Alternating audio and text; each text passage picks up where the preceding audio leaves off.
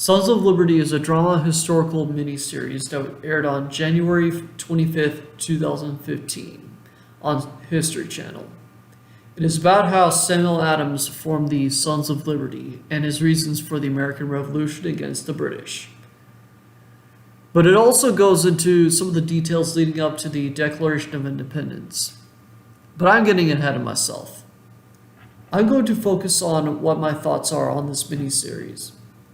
Overall, this is a pretty fucking good miniseries. Now, even though I say it's a good miniseries, I will admit the first part is honestly my least favorite part. It is kind of slow and boring and ends on a real downer. But it does serve a purpose. That purpose being to show the cruelty of the British and give Samuel Adams a reason to rebel against the British. But the other two parts are really fucking great. You'll meet other notable historical figures in the American Revolution, including John Hancock, Paul Revere, John Adams, George Washington, and Benjamin Franklin. While each of these men get their chance to shine, some are more memorable in their words and actions than others.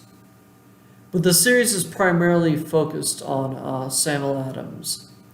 I personally don't see that as a problem in the fucking slightest. I mean, he is the one that formed the Sons of Liberty, come on. In fact, this series made Samuel Adams my hero. While it's not historically accurate in terms of how old he was at the time, his philosophy was fairly accurate to what it was in the actual history. But it's a philosophy that I inevitably agree with. He did believe that this war was the only way to stop the British from their oppression and cruelty. He did believe in the sovereignty of the people who lived in the American colonies. And I think that's all that really matters in the end. But as a series on its own, I think it's a really good it has a really good recreation of the Boston Tea Party. It is the scene before the intro of the second part. It is well written and just gets me hooked to watch the whole part every time.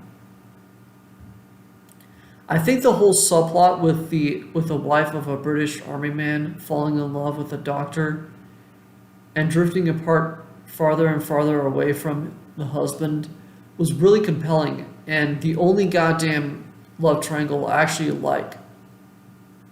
Because you could argue that the series is saying that if you're in a bad romantic relationship, the best thing you can do is get out of it. It may not be easy, but it's the absolute best option. Maybe I am thinking way too fucking hard, but on the other side of things, I will appreciate any subtext that I can. I will appreciate any subtext that I can find. I also always really liked the scene when the woman tells the doctor she wants to join on the revolution.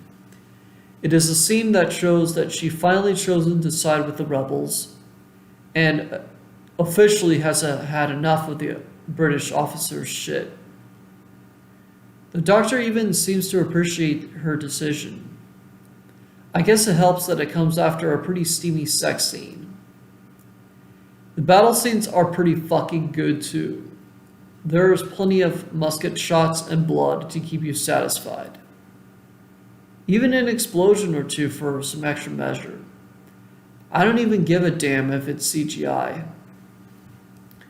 Sure, the last battle scene ends with the American rebels losing, but you do get the sense that the war is not over. And this series makes it clear as day. I will take this opportunity to address lines of dialogue that fascinated me. The first one I won't spend too much time on, mainly because there's not much to say about it. When one of the men at one of the Continental Congresses says, "Let's have a moment of silence for the men who have fallen," I think Samuel Adams said, "No, there has been too much silence." I did not expect that, and it was so well written, and it's just powerful. It's so powerful, I don't think I could even put it into words. How powerful it is. Okay, the other line is when Benjamin Franklin says, I think that is a batshit insane idea, but it's what I want too. I'm just gonna say it. It is such a damn good line. I don't even care that he wouldn't have said it like that. Okay, as for the historical accuracy, I don't really care if a movie, or in this case miniseries, is not 100% historically accurate. As long as the changes that are made make for a better story, then I'm okay with it. I have to say that that change did just that. Don't at me. But I can't talk about quotes without talking about the monologue that Samuel Adams gives at the Continental Congress after he returns after considering leaving to fight in the Revolution.